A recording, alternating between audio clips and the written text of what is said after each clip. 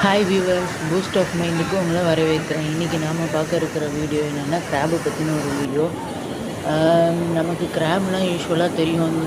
அது வந்து 3 spot crab அந்த மாதிரி நிறைய கிராப்ஸ் இருக்குது.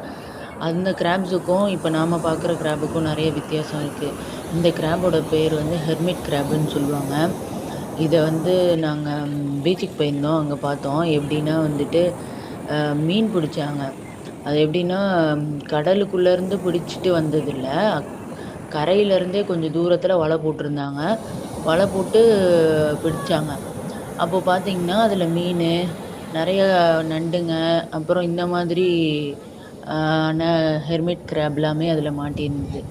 ஆனால் அதில் இருந்த மீன் எல்லாத்தையும் அவங்க எடுத்துகிட்டே போகல, அங்கேயே போட்டுட்டாங்க.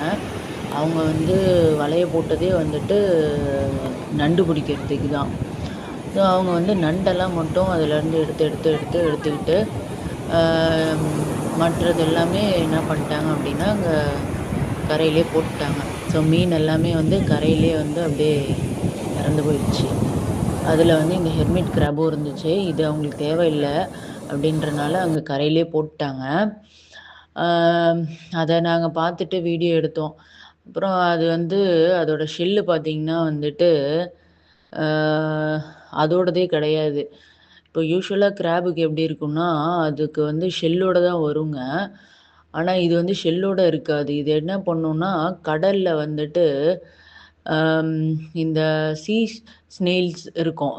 ஸ்னெயில்ஸ் அதுங்க வந்து அதுங்களால கைவிடப்பட்ட ஷெல்ஸ் இருக்கும். அதில் போயிட்டு இதுங்க வந்து தங்கிக்குங்க. ஷெல்டராக அதை எடுத்துக்கிட்டு இதுங்க வாழுங்க. இதுங்க வாழ்நாளில் இதுங்க வளர வளர அதுங்களோட வளர்ச்சிக்கு ஏற்ற மாதிரி ஷெல்லை தேடி அந்த ஷெல்லில் போயிட்டு வாழ்ந்துக்குங்க.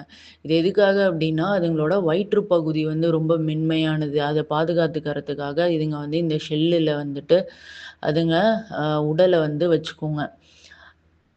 ஏதாவது ஒரு ஆபத்து அப்படின்னா வந்துட்டு டக்குன்னு உள்ளே போய் நுழைஞ்சிக்குங்க அதுங்கள காப்பாற்றிக்கிறதுக்காக. இது வந்துட்டு இந்த ஷெல் இவ்வளோ கனமாக இருக்குது. இந்த ஷெல்லை வச்சுக்கிட்டு இதெல்லாம் நடக்கவே முடியல. எப்படி இது நடக்கும்? உள்ளே எப்படி கடலுக்குள்ளே நீச்சல் அடிக்குது? என்ன ஏதுன்னே தெரியல. அப்புறம் கொண்டு போயிட்டு கரைக்கிட்ட அந்த அலை அடிக்கிற இடத்துக்கிட்ட வச்சோம்.